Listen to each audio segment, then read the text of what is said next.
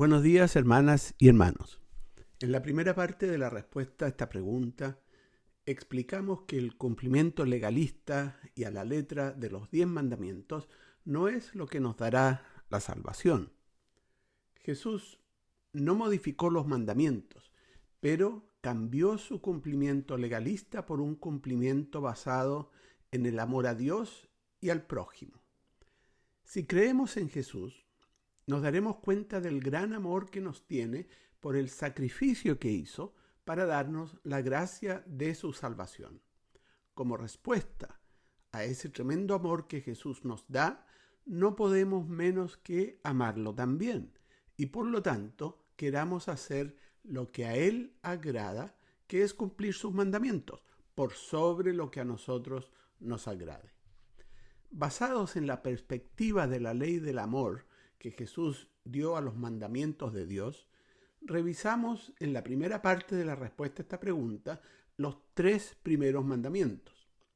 En esta segunda parte revisaremos bíblicamente, siguiendo la perspectiva que Jesús dio a los mandamientos cuarto al sexto, dejando los demás para el próximo video que corresponde a la tercera parte de este tema. El cuarto mandamiento es el último mandamiento del primer grupo de mandamientos que se resume en la primera parte de la ley de amor de Jesús. Amarás al Señor tu Dios con todo tu corazón y con toda tu alma y con toda tu mente. Comencemos entonces con el cuarto mandamiento. Éxodo 20, 8 al 11. Acuérdate del día de reposo para santificarlo.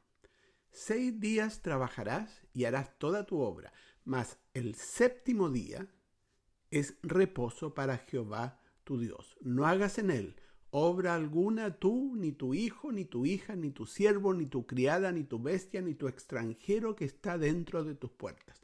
Porque en 6 días hizo Jehová los cielos y la tierra, el mar y todas las cosas que en ellos hay, y reposó en el séptimo día. Por tanto, Jehová bendijo el día de reposo y lo santificó. En la respuesta bíblica anterior, la respuesta a la pregunta 18, sábado o domingo, la primera y segunda parte, ya estudiamos en detalle, basados en la palabra de Dios, este mandamiento. Y llegamos a la conclusión de que el séptimo día o sábado sigue vigente hoy y lo seguirá siendo hasta después de la segunda venida de Jesús. Por lo tanto, aquí solo me referiré a algunas características especiales de este mandamiento y a lo que Jesús y el Nuevo Testamento dicen respecto a cómo debemos guardar el día de reposo o sabbat.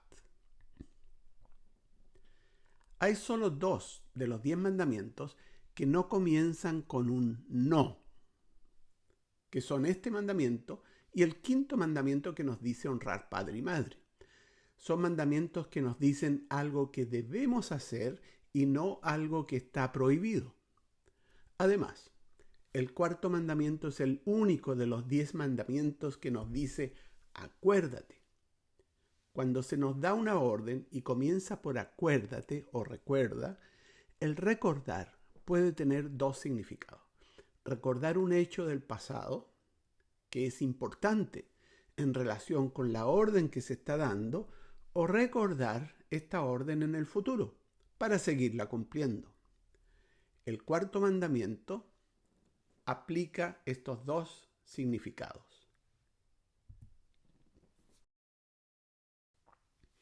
Al decirnos acuérdate, nos remonta a la creación, cuando en el séptimo día de la creación Dios dijo en Génesis capítulo 2, versículos 2 y 3, después de crear al hombre y terminar toda la creación, toda la obra de la creación.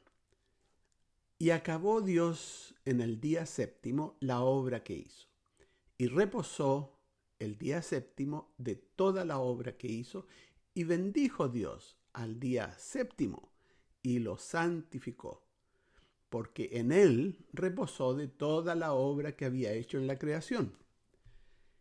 Santificar el día séptimo significa separarlo de los demás días de la semana para que sea dedicado a Dios.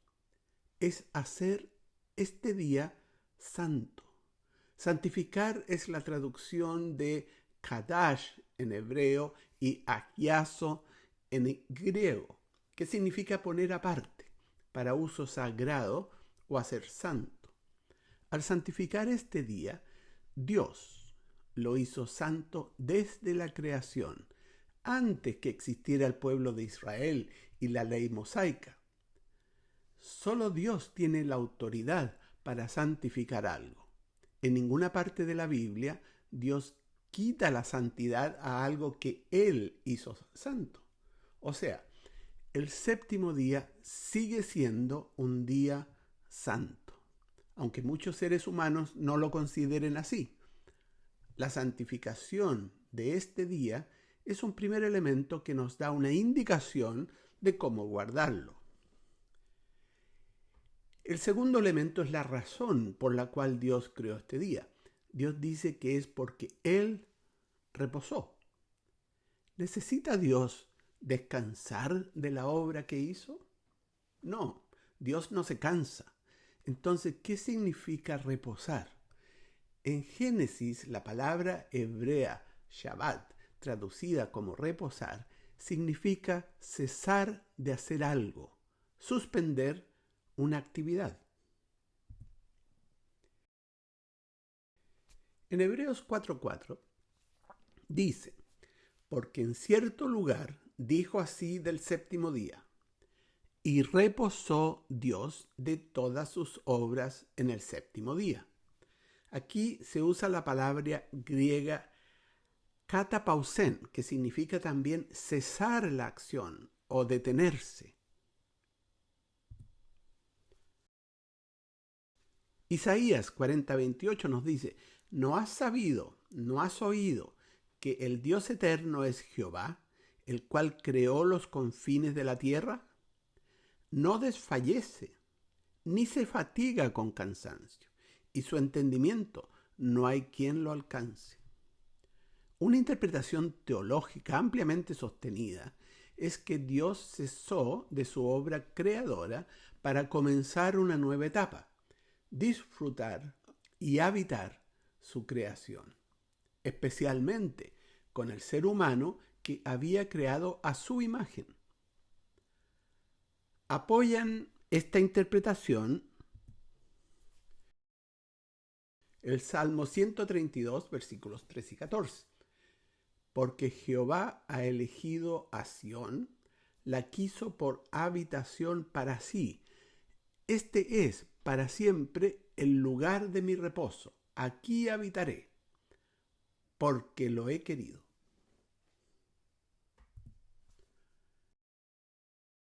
Y también Éxodo 31, versículos 16 y 17.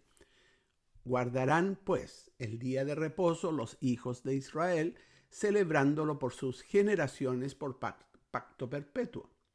Señal es para siempre entre mí y los hijos de Israel, porque en 6 días hizo Jehová los cielos y la tierra, y en el séptimo día cesó y reposó. Dios está diciendo que el sábado es una señal entre Él y su pueblo, un pacto perpetuo de celebración para Dios en el día de su reposo. Para quienes dicen que esto es válido solo para el pueblo de Israel, recordemos que en ese entonces el único pueblo que creía en Dios era el pueblo de Israel, y por eso no está incluido el resto de la humanidad en esta celebración. Sin embargo, el propósito de Dios en un principio fue que toda la humanidad se regocijara y celebrara con Él el día de reposo. Hoy, el pueblo de Dios son todos aquellos que creen en Jesús. Por eso, el sábado fue hecho por causa del hombre, como dice Jesús en Marcos 2:27. También les dijo, El día de reposo fue hecho por causa del hombre y no el hombre por causa del día de reposo. El sábado no fue hecho solo para el pueblo de Israel, sino para que el hombre pusiera a Dios en su mente y en su corazón al menos un día a la semana, el día que Dios santificó para que se lo dedicaran a Él. Dios dice en su mandamiento: acuérdate del día de reposo, como algo que nunca debiéramos olvidar. No solo el pueblo de Israel, sino todo el pueblo de Dios. Todos los que creemos en Jesús, judíos y no judíos, debemos recordar que este mandamiento viene desde la creación y continuar recordándolo siempre en el futuro. El día de reposo, el séptimo día, Dios lo separó de los demás días de la semana para que lo disfrutáramos con Él y así tuviéramos permanentemente un encuentro semanal con Dios. Las preocupaciones, el trabajo, las actividades, la distracción y todo lo que el mundo nos ofrece tiende a separarnos de Dios y nos hace olvidarnos de Él. Al guardar el sábado, volvemos a encontrarnos con Dios cada semana, cesando nuestras actividades y haciendo de este día un día especial con Él y para Él. ¿Cuál es el espíritu con que debiéramos guardar el sábado? Por cierto, no debiera ser el espíritu con que los judíos lo guardaban y que fue lo que criticó Jesús, mostrándoles cómo se debía guardar. Con las muchas prohibiciones que había para este día, los judíos habían dejado el espíritu con que Dios creó el sábado y se enfocaron solo en cumplir rigurosamente todas sus reglas, cuidando de no caer en alguna de las prohibiciones de lo que no se debía hacer en este día, ya que de lo contrario eran denunciados y castigados. Su espíritu estaba más en el temor para cumplir con estas reglas que en disfrutar el día con Dios.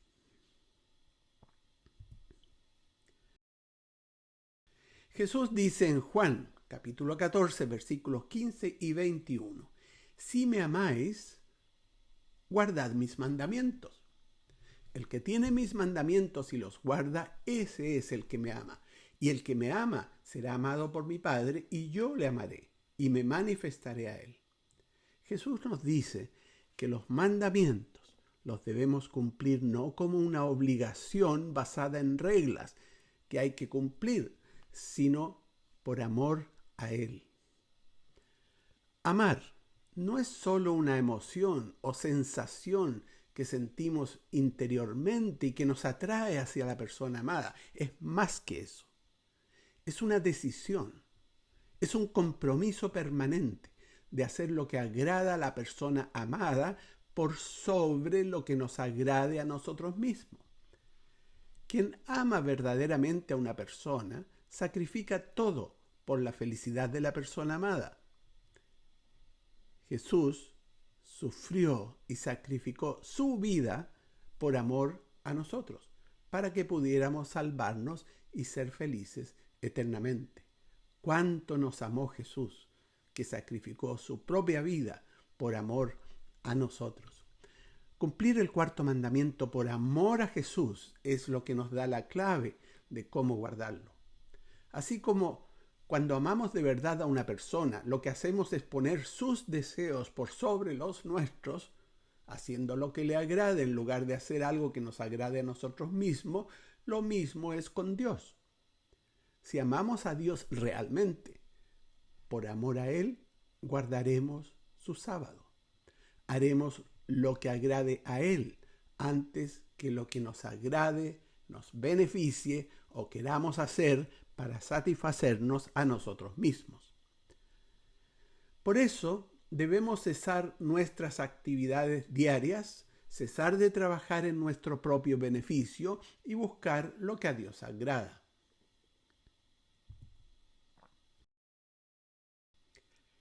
Jesús acostumbraba el día de reposo ir a la sinagoga, como dice Lucas 4:16. Vino a Nazaret, donde se había criado, y en el día de reposo entró en la sinagoga conforme a su costumbre. y se levantó a leer. La iglesia es el lugar de reunión de los fieles para alabar a Dios y expresar su amor por Dios a través de las oraciones, cantos y escuchar la palabra de Dios. Por eso el sábado debiéramos ir a la iglesia.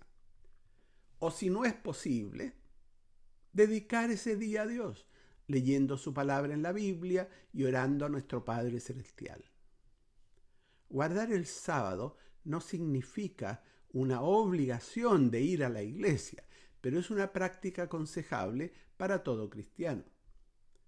Hay también otras actividades que podemos hacer el sábado. Jesús nos dio algunos ejemplos de lo que a Dios agrada que hagamos en este día, y por ello recibió la crítica de los fariseos que decían que no respetaba el sábado. Marcos capítulo 3, versículos 1 al 5, nos da uno de los muchos ejemplos que Jesús dio respecto a lo que se puede hacer en sábado. Otra vez Jesús entró en la sinagoga y había allí un hombre que tenía seca una mano, y le acechaban para ver si en el día de reposo le sanaría, a fin de poder acusarle. Entonces dijo al hombre que tenía la mano seca: levántate y ponte en medio. Y les dijo: ¿es lícito en los días de reposo hacer bien o hacer mal, salvar la vida o quitarla? Pero ellos callaban. Entonces, mirándolos alrededor con enojo, entristecido por la dureza de sus corazones, dijo al hombre: extiende tu mano. Y él la extendió, y la mano le fue restaurada sana. ¿Qué agrada a Dios? Que lo amemos y le demostremos ese amor dedicándole tiempo, ya sea orando, cantándole himnos, leyendo su palabra, asistiendo a la iglesia, reflexionando acerca de lo que hicimos durante la semana, pidiéndole perdón en lo que hayamos fallado y reflexionando en cómo tenerlo presente en nuestras vidas.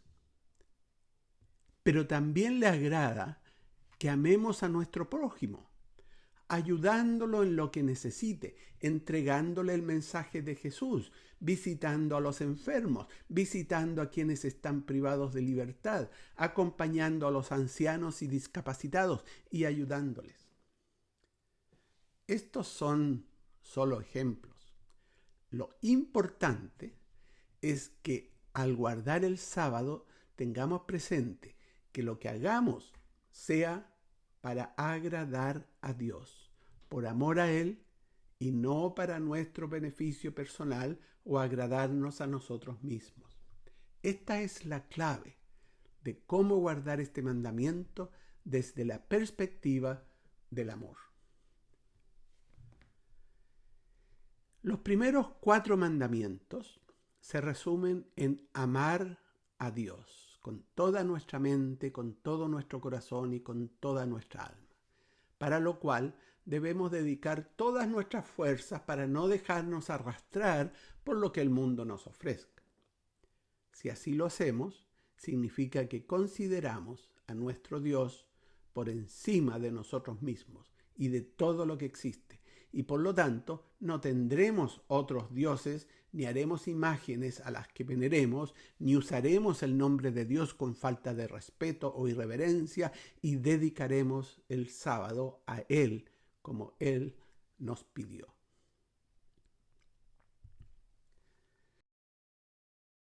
Los siguientes 6 mandamientos están resumidos en el segundo mandamiento que nos dijo Jesús en Mateo 22:39, diciendo: y el segundo es semejante: amarás a tu prójimo como a ti mismo. Este mandamiento parte de una realidad, que nos amamos a nosotros mismos y que por lo tanto haremos lo que nos agrada, lo que nos beneficia, lo que nos da placer, lo que nos hace sentir bien. Pero este mandamiento nos dice también que nadie es superior a otro y que debemos amar a nuestro prójimo como nos amamos a nosotros mismos, en un plano de igualdad. lo que hagamos a nuestro prójimo debe ser lo que queramos que nuestro prójimo nos haga a nosotros. También nos dice que no debemos hacer a otros lo que no queremos que otros nos hagan. Esta es la perfecta justicia de la igualdad en cuanto a derechos y obligaciones. Entonces, ¿quién es nuestro prójimo? El concepto de prójimo evolucionó desde el Antiguo Testamento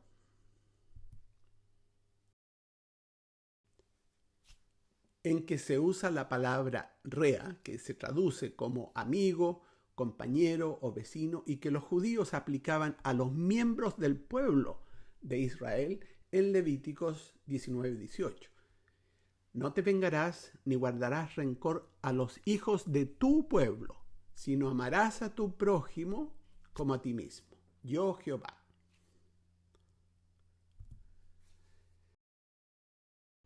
Aunque después se incluyeron a los extranjeros residentes, según nos dice Levíticos 19:34. Como a un natural de vosotros tendréis al extranjero que more entre vosotros, y lo amarás como a ti mismo, porque extranjeros fuisteis en la tierra de Egipto. Yo, Jehová, vuestro Dios. En el Nuevo Testamento, Jesús corrigió completamente el concepto de prójimo, expandiéndolo al significado que Dios da a ese concepto. Jesús responde a la pregunta que le hizo un intérprete de la ley: ¿quién es mi prójimo?, en la parábola del buen samaritano, en Lucas capítulo 10, versículos 30 al 37. Respondiendo Jesús dijo: un hombre descendía de Jerusalén a Jericó y cayó en manos de ladrones, los cuales le despojaron e hiriéndole se fueron, dejándole medio muerto. Aconteció que descendió un sacerdote por aquel camino y viéndole pasó de largo. Asimismo un levita, llegando cerca de aquel lugar y viéndole pasó de largo. Pero un samaritano que iba de camino vino cerca de él y viéndole fue movido a misericordia. Y acercándose, vendó sus heridas, echándoles aceite y vino, y poniéndole en su cabalgadura, lo llevó al mesón y cuidó de él. Otro día, al partir, sacó 2 denarios y los dio al mesonero y le dijo: cuídamele, y todo lo que gastes de más, yo te lo pagaré cuando regrese. ¿Quién pues de estos 3 te parece que fue el prójimo del que cayó en manos de los ladrones? Él le dijo: el que usó de misericordia con él. Entonces Jesús le dijo: ve y haz tú lo mismo. Jesús redefine el concepto de prójimo como cualquier ser humano necesitado. O sea, todo aquel a quien puedo mostrar misericordia, aunque sea un enemigo, como lo eran los samaritanos, que eran enemigos tradicionales de los judíos. En la parábola del buen samaritano también encontramos una pregunta muy interesante y brillante que hace Jesús al intérprete de la ley por el giro genial que da Jesús a la pregunta. Al preguntar ¿quién de los 3 es el prójimo?, está cambiando el sentido de la pregunta desde ¿quién es mi prójimo?, a ¿de quién soy yo el prójimo? Jesús no responde directamente a la pregunta legalista y limitante del intérprete de la ley: ¿quién es mi prójimo?, como preguntando ¿a quién tengo obligación de amar? ¿O quién queda fuera de esa responsabilidad? En su respuesta, Jesús invierte la lógica.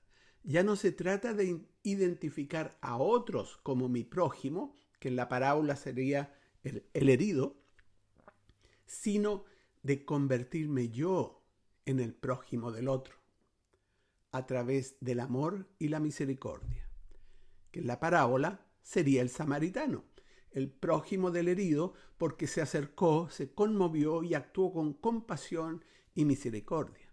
Fue el único de los tres que actuó como prójimo de quien lo necesitaba. En resumen, en base a las enseñanzas de Jesús, ¿quién es mi prójimo? Prójimo es toda persona con la que tengamos algún tipo de cercanía, ya sea porque está cerca físicamente o porque la conocemos, la recordamos, hemos tenido alguna relación con ella o incluso si simplemente la vemos en necesidad. El término griego que se traduce como prójimo, presión, significa el que está cerca o el cercano, y que es el término que se traduce como prójimo en Mateo 22:39, donde dice, y el segundo es semejante, amarás a tu prójimo. En griego usan la palabra presión como a ti mismo, o sea, el que está cerca o cercano. La palabra cerca o cercano tiene dos acepciones, una proximidad física o una proximidad cognitiva o relacional. No importa si es familia, amigo, desconocido o hasta enemigo, como dice Jesús en Mateo 5:44. Pero yo os digo, amad a vuestros enemigos, bendecid a los que os maldicen, haced bien a los que os aborrecen, orad por los que os ultrajan y os persiguen. En cuanto una persona, cualquiera que sea, entra en cualquier forma en nuestro corazón, en nuestro pensamiento, en nuestra vida, ya es nuestro prójimo, porque podemos amarlo, ayudarlo o perdonarlo. Entonces, ¿quiénes quedan fuera del concepto de prójimo? Aquellos que no conocemos en absoluto, ni en presencia, ni en pensamiento, ni por conciencia. Pero en cuanto ese desconocido entra en nuestra conciencia, por una historia o una noticia, ya se vuelve un prójimo en potencia, porque podemos responder con compasión, oración o ayuda concreta. Los 6 mandamientos que se refieren a amar al prójimo, en el concepto de prójimo que Jesús definió, como nos amamos a nosotros mismos, son los que vamos a ver a continuación.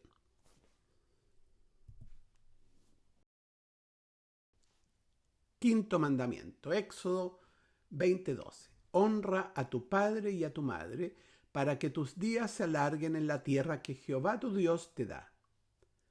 Este mandamiento tiene 4 características que lo diferencian de los otros mandamientos relacionados con el prójimo. Es el primero de los mandamientos que hablan del prójimo. Junto con el 4º mandamiento son los únicos mandamientos que no señalan una prohibición, sino un mandato positivo. Es el único mandamiento con una promesa explícita de bendición de larga vida.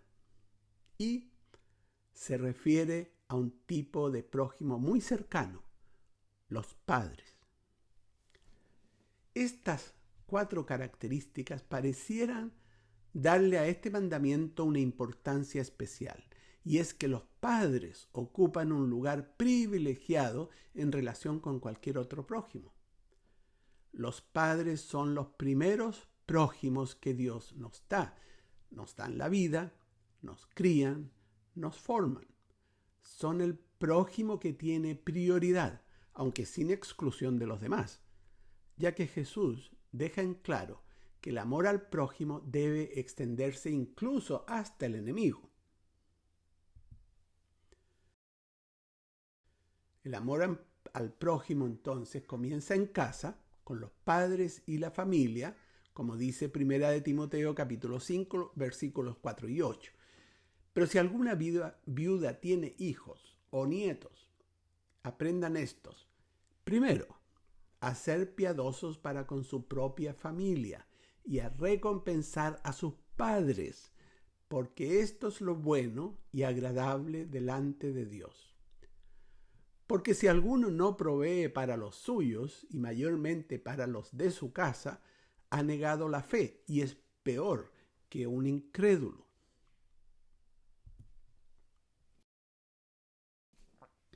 El círculo familiar se expande hacia los demás círculos cada vez más amplios, al final sin excluir a nadie, como dice Gálatas 6:10.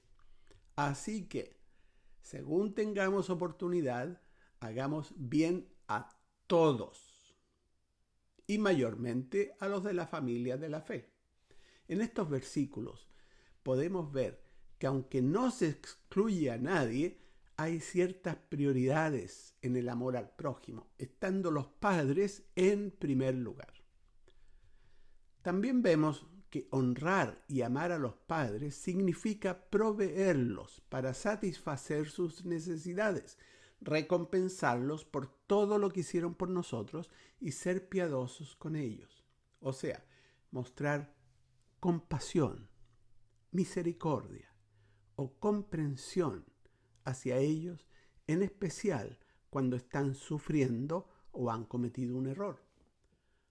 Todo esto se refiere especialmente a cuando los padres están ya ancianos y que en muchos casos pueden llegar a depender de nosotros en mayor o menor grado.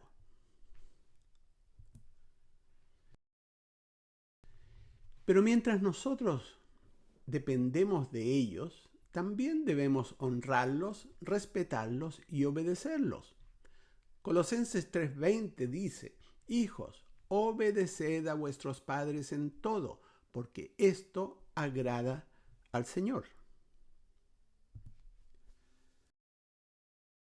También Proverbios capítulo 6 versículos 20 al 23 nos dice: Guarda, hijo mío, el mandamiento de tu padre y no dejes la enseñanza de tu madre. Átalos siempre en tu corazón, enlázalos a tu cuello, te guiarán cuando andes, cuando duermas te guardarán, hablarán contigo cuando despiertes, porque el mandamiento es lámpara y la enseñanza es luz, y camino de vida las reprensiones que te instruyen. No hay amor humano más grande que el de los padres hacia los hijos. Los padres son los únicos en que podemos estar seguros de que lo que nos manden o nos disciplinen o lo que sea que nos hagan será por nuestro bien, y por lo tanto debemos obedecerlos y dejarnos guiar por sus enseñanzas. Pero también los padres son seres humanos que pueden cometer errores. Por eso la palabra de Dios agrega también en este mandamiento el cómo deben ser los padres para con sus hijos, que dependen de ellos, en Efesios 6:4, diciéndoles: Y vosotros, padres, no provoquéis a ira a vuestros hijos, sino criadlos en disciplina y amonestación del Señor. Y en Colosenses 3:21 dice: Padres, no exasperéis a vuestros hijos para que no se desalienten. Ama a tu padre y a tu madre es más que simplemente respetarlos y darles honra, ya que no es por obligación que debemos respetarlos, honrarlos u obedecerlos, sino un acto de amor hacia ellos.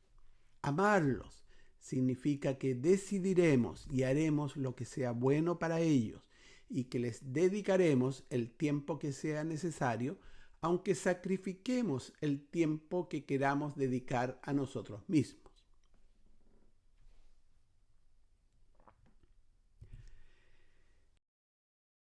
Sexto mandamiento, Éxodo 20:13. No matarás. El no matarás es literalmente quitar la vida a un ser humano. No importa si este ser humano es alguien que no ha nacido, pero ya ha sido concebido. Esto significa que este mandamiento condena el aborto, desde el inicio de la vida humana, cuando el espermatozoide se une al óvulo creándose un nuevo ser humano. Las feministas de hoy, con su lema "Mi cuerpo, mi decisión", están desobedeciendo a Dios en este mandamiento, ya que el nuevo ser en su vientre no es parte de su cuerpo, sino un nuevo ser, aunque tenga solo unos días de vida. No hay justificación para quien le quita la vida a otra persona. A Dios no agrada que alguien le quite la vida a otra persona, aunque sea por evitarle sufrimiento, como es, por ejemplo, el caso de la eutanasia.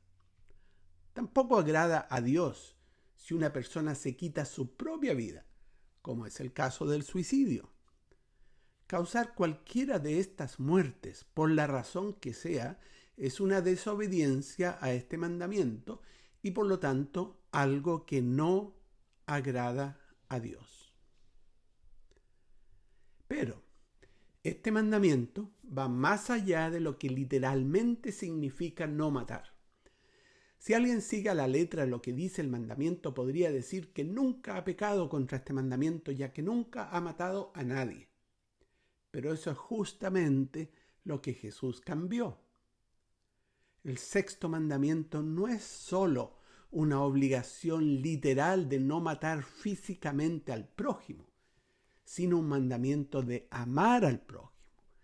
Y ese es el espíritu con que se debe cumplir este mandamiento para agradar a Dios.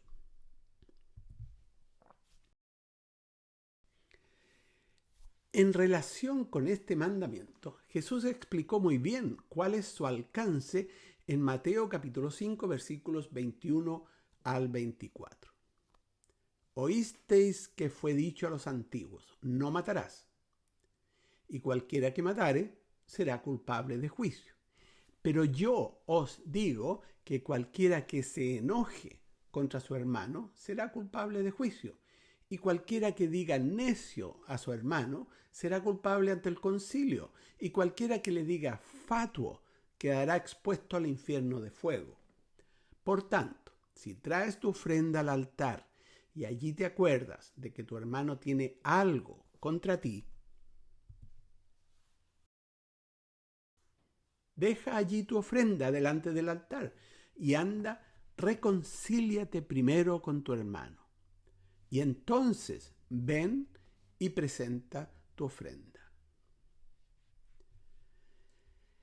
No es solo no matar, sino cualquier cosa que dañe al prójimo. No es solo el daño físico que le podamos causar, sino también cualquier palabra o acción que hagamos que lo hiera o lo humille. Este mandamiento nos llama a reconciliarnos siempre con nuestro prójimo cuando tengamos algo contra él.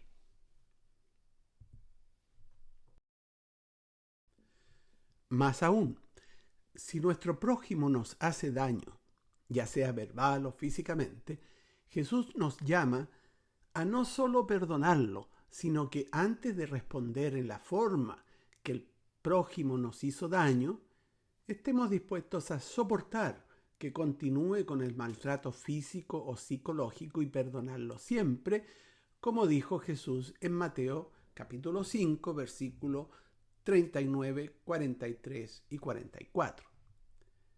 Pero yo os digo, no resistáis al que es malo. Antes, a cualquiera que te hiera en la mejilla derecha, vuélvele también la otra. Oísteis que fue dicho: amarás a tu prójimo y aborrecerás a tu enemigo. Pero yo os digo, amad a vuestros enemigos, bendecid a los que os maldicen, haced bien a los que os aborrecen, y orad por los que os ultrajan y os persiguen. Esto es amar a nuestro prójimo como a nosotros mismos. No hacer a otra persona lo que no nos gustaría que alguien nos hiciera a nosotros.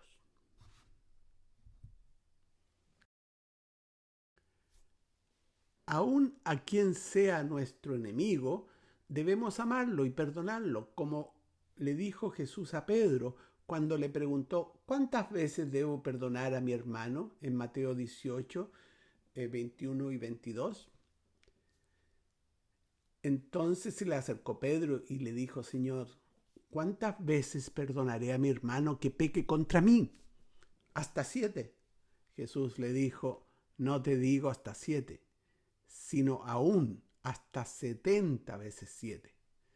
Jesús no quiere decir que son 490 veces, sino que siempre se debe perdonar al hermano, todas las veces que sea necesario. El no matar incluye también el no juzgar a nuestro prójimo, por cuanto al juzgar hacemos daño al prójimo. Jesús nos dice en Mateo capítulo 7, versículos 1 al 4. No juzguéis para que no seáis juzgados, porque con el juicio con que juzgáis seréis juzgados, y con la medida con que medís os será medido. ¿Por qué miras la paja que está en el ojo de tu hermano y no echas de ver la viga que está en tu propio ojo? ¿O cómo dirás a tu hermano: déjame sacar la paja de tu ojo y aquí la viga en el ojo tuyo?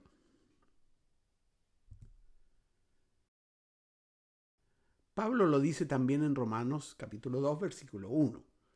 Por lo cual eres inexcusable, oh hombre, quien quiera que seas tú que juzgas, pues en lo que juzgas a otro, te condenas a ti mismo, porque tú que juzgas haces lo mismo.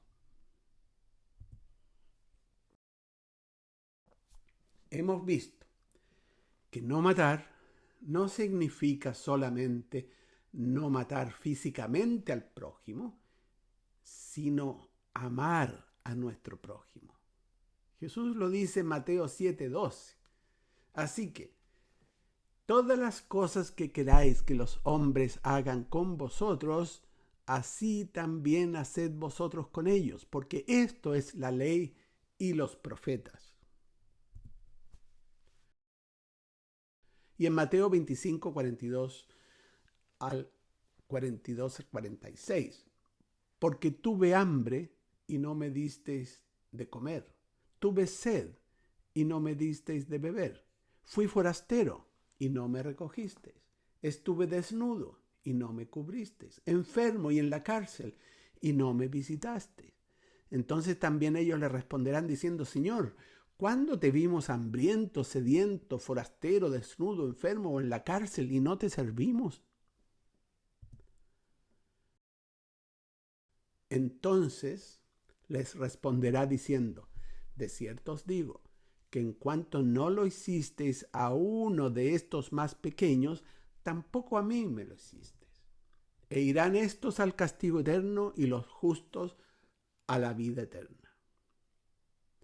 Si no ayudamos a nuestro prójimo, no le damos de comer o beber cuando tiene hambre o sed, o no le visitamos cuando esté enfermo o en la cárcel, estamos contribuyendo a su dolor. Así como nosotros, si estuviéramos en esa situación, quisiéramos recibir la ayuda del prójimo y al verlo pasar indiferente a nuestro dolor, nos sentiremos golpeados por su indiferencia, debemos entonces hacer por ellos lo que quisiéramos que hicieran por nosotros. Como podemos ver, no es nada fácil cumplir realmente con este mandamiento. Y yo creo que todos hemos fallado en nuestro amor al prójimo. Hemos fallado en el cumplimiento de este mandamiento como Jesús lo enseñó. Si todos hemos fallado, entonces, ¿quién podrá ser salvo? Esta es la pregunta que los discípulos hicieron a Jesús cuando Jesús les dijo lo difícil que es entrar en el reino de Dios. Jesús les respondió en Marcos 10:27. Entonces Jesús, mirándolos, dijo: para los hombres es imposible, mas para Dios no, porque todas las cosas son posibles para Dios. Dios lo hizo posible al entregar a su propio Hijo para que Él recibiera el castigo que nosotros merecíamos por nuestros pecados. Toda persona que cree en Jesús aceptará su sacrificio y se entregará a Él y será redimido de sus pecados, siendo salvo no porque lo merezca, sino por gracia. Dios conoce nuestra naturaleza pecadora, pero quiere salvarnos. Solo necesitamos creer en Jesús. Y si pecamos, arrepentirnos con sinceridad en la seguridad que Dios nos perdona y continuar siempre en este esfuerzo que durará toda nuestra vida para vencer las tentaciones y el pecado en nuestro interior.